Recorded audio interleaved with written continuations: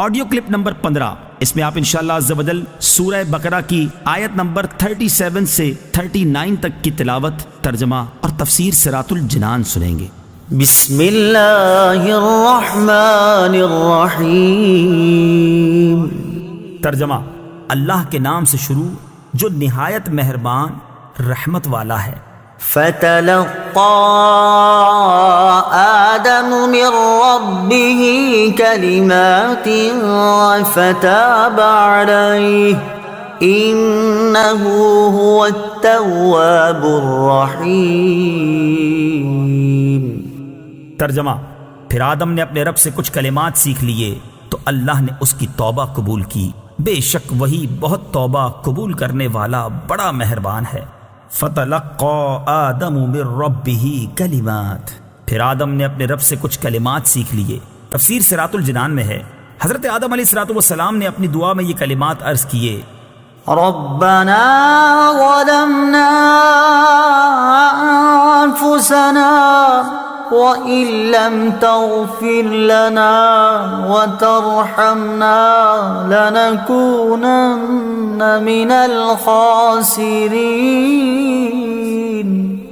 ترجمہ: اے ہمارے رب، ہم نے اپنی جانوں پر زیادتی کی، اور اگر تو نے ہماری مغفرت نہ فرمائی اور ہم پر رحم نہ فرمایا تو ضرور ہم نقصان والوں میں سے ہو جائیں گے۔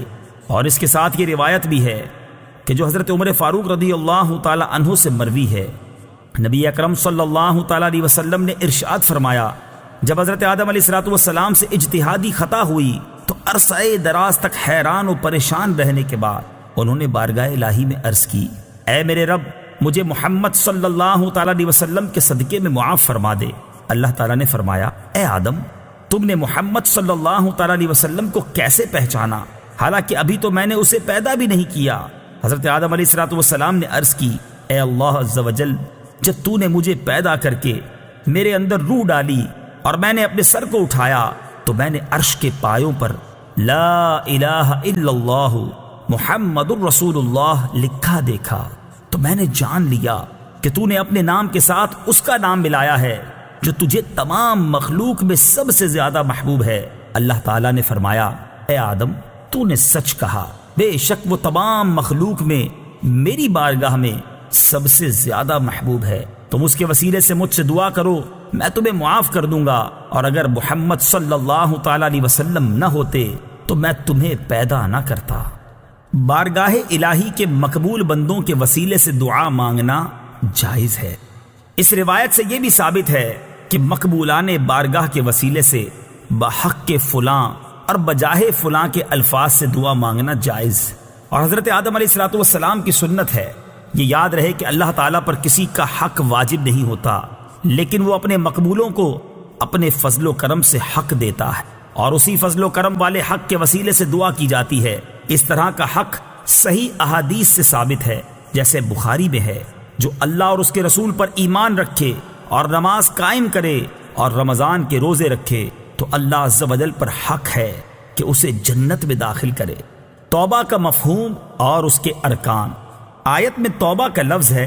یہ لفظ جب اللہ تعالیٰ کے لیے آئے تو اس کا معنی اللہ تعالیٰ کا اپنی رحمت کے ساتھ بندے پر رجوع کرنا ہے یا بندے کی توبہ قبول کرنا ہے، اور یہ لفظ جب بندے کے لیے آئے تو دوسرے مفہوم میں ہے۔ توبہ کا اصل مفہوم اللہ تعالیٰ کی طرف رجوع کرنا ہے۔ امام نووی رحمت اللہ تعالی علیہ کے کلام کا خلاصہ ہے کہ توبہ کی 3 شرائط ہیں۔ نمبر 1، گناہ سے رک جانا۔ نمبر 2، گناہ پر شرمندہ ہونا۔ نمبر 3، گناہ کو چھوڑ دینے کا پختہ ارادہ کرنا۔ اگر گناہ کی تلافی اور تدارک ہو سکتا ہو تو وہ بھی ضروری ہے۔ جیسے اگر کسی نے نمازیں چھوڑی ہوں تو اس کی توبہ کے لیے پچھلی نمازوں کی قضا پڑھنا بھی ضروری ہے۔ یوں ہی کسی نے دوسرے کا مال چوری یا غصب یا رشوت کے طور پر لیا ہے تو توبہ کے لیے مال واپس کرنا بھی ضروری ہے۔ قُلْنَا اهْبِطُوا مِنْهَا جَمِيعًا فَإِمَّا يَأْتِيَنَّكُم مِّنِّي هُدًى فَمَن تَبِعَ هُدَايَ فَلَا خَوْفٌ عَلَيْهِمْ وَلَا هُمْ يَحْزَنُونَ والذين كفروا وكذبوا بآياتنا أولئك أصحاب النار هم فيها خالدون۔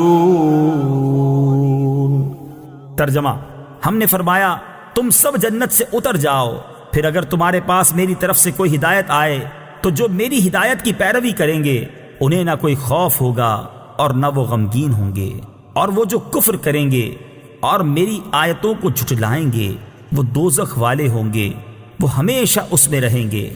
فمن تبع ہدایا، تو جو میری ہدایت کی پیروی کریں۔ تفسیر صراط الجنان میں ہے، ہدایت الہی کے پیروکاروں کے لیے بشارت ہے کہ انہیں نہ تو قیامت کی بڑی گھبراہٹ کا خوف ہوگا اور نہ وہ غمگین ہوں گے، بلکہ بے غم جنت میں داخل ہوں گے۔ یہاں جمع کے صیغے کے ساتھ سب کو اترنے کا فرمایا۔ اس میں حضرت آدم علیہ السلام اور حضرت حوا رضی اللہ تعالی عنہا کے ساتھ ان کی اولاد بھی مراد ہے، جو ابھی حضرت آدم علیہ السلام کی پشت میں تھی۔